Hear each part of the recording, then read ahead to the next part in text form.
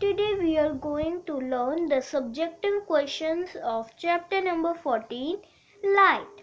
Question number 1. What is the focal length of a plane mirror? Answer.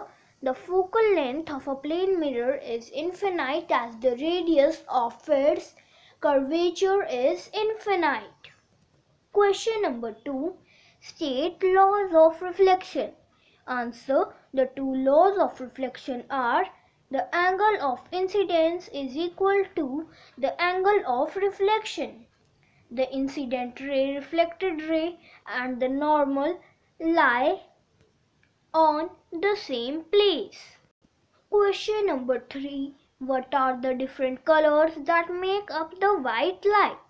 Answer. White light breaks up into 7 different colors when it passes through a glass prism. The colors are violet, indigo, blue, green, yellow, orange and red, commonly referred to as Vibgyor. Question number 4. Why is the mirror image of ambulance written on the ambulance? Answer. Whenever an object is viewed through a mirror, its mirror image is formed. The mirror image of ambulance is written on the vehicle because of any person who is driving ahead of the ambulance will instantly identify the vehicles as an ambulance because the image formed in the rear view will read as ambulance. Question number 5. If the distance between an object and its image from a plane mirror is 13 meters, how far should the object be kept to get the distance to 20 meters? Answer. A plane mirror always creates an object at an equal distance of how far the object is from the mirror.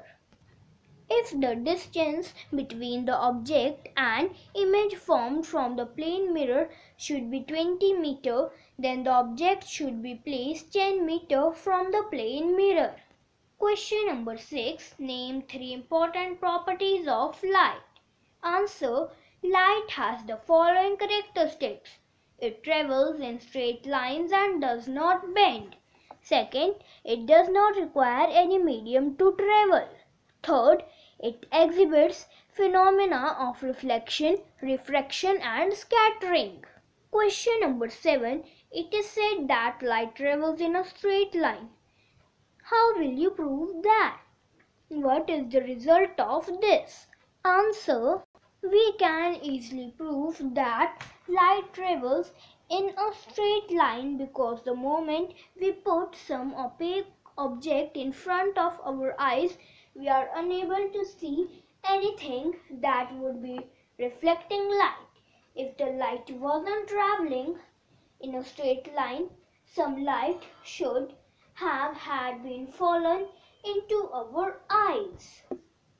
When the light gets obstructed by some object, a dark patch is formed directly behind it. Since light cannot pass through the object, the dark patch is called a shadow of the object. Question number 8. Do we see all the objects due to reflected light? Answer. Sometimes you can see light from the sun passing through clouds and sunbeams appear as straight lines. After the light has been reflected off an object such as tree or a book, it still travels in a straight lines, but in a new direction. If the light enters our eyes, we see the object. That is, our eyes can detect light. For example, if the light from a light globe enters our eyes, we can see the globe. If the light from the sun strikes an object such as a tree or a book, the light is usually reflected off that object. We can see things such as books and trees because of the light that is reflected off them. If the light was not reflected off them into our eyes, we could not see them. There are objects which give their own light such as sun, fire, bulb, etc. That's why we see them. These objects are known as luminous objects. Question number 9. We can see objects when the light is reflected from the objects and it falls upon our eyes. Why can't walls act as a mirror since even walls reflect light which falls on our eyes? Answer. In mirrors, when light falls on them, the reflected rays are still parallel. Since these shiny surfaces are very smooth and hence the reflected rays of light reach our eyes. That's why we can see objects through the mirror or any shining surface. Wall surfaces are rough. When light falls on a rough surface, the reflection of light is much more dispersed and irregular. Since all the reflected rays do not reach our eyes, we cannot see any image. Due to this, walls act doesn't as a mirror. Question number 10. Why is a convex lens called a converging lens and a convex lens a diverging lens? Answer. If parallel rays of light fall on a convex lens, they converge at a point. That's why the convex lens is known as a converging lens. If parallel rays of light fall on a concave lens, they diverge as they pass through the lens. That's why we call them diverging lens. Question number 11. What is the nature formed in concave lens and convex lens? Answer. Convex lens, a converging lens, can produce both virtual and real image. It depends upon the position of the object placed in front of the lens. Concave lens, a diverging lens, can only produce a virtual image. After refraction from the lens, the rays of light never meet. Use of convex lens. A refracting telescope uses two convex lenses. Use of concave lens. Most high-quality cameras, telescopes and binoculars use convex lenses to improve the quality of the images they provide. Question number 12. When and why is a rainbow formed? Answer. Rainbow happen when sunlight and rain combine in a very specific way. Indeed, rainbows often indicate that the rain has passed. Generally, it will be sunny when you see a rainbow, but rain clouds usually will be just a short distance away. In order to see a rainbow, you will need two ingredients, sunlight and raindrops. Just after rainfall, the air in the atmosphere is fairly moist with water droplets still clinging onto some dust particles. When the light falls on these water droplets and vapors, it gets dispersed into its constituent 7 colors. These 7 colors are in the shape of an arc and are known as a rainbow. Question number 13. Differentiate between the properties of virtual and real image. How would you form each one of them? Answer.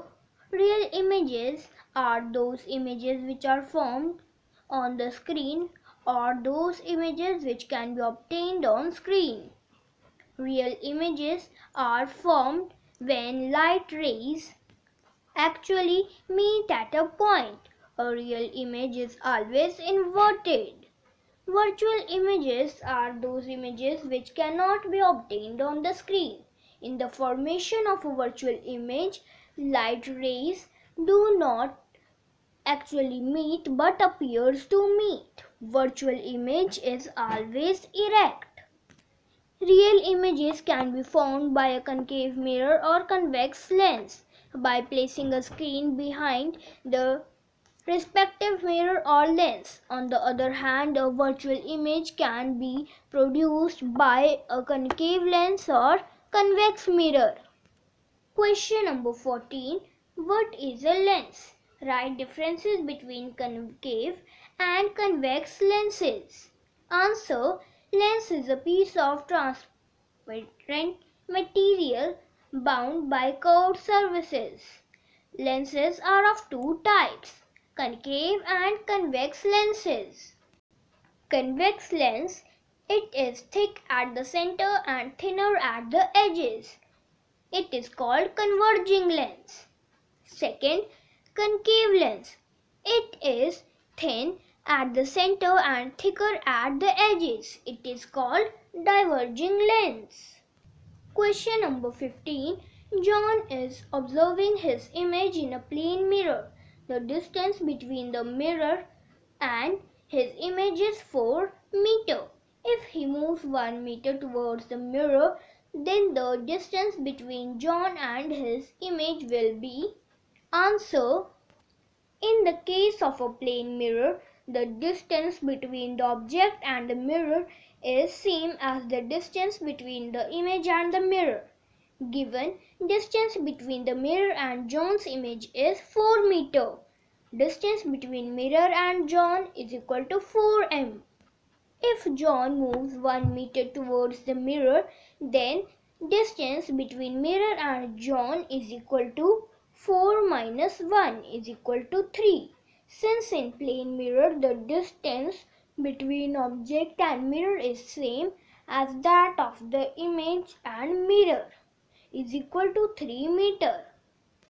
Hence, the distance between John and his image is equal to 3 plus 3, 6 meter.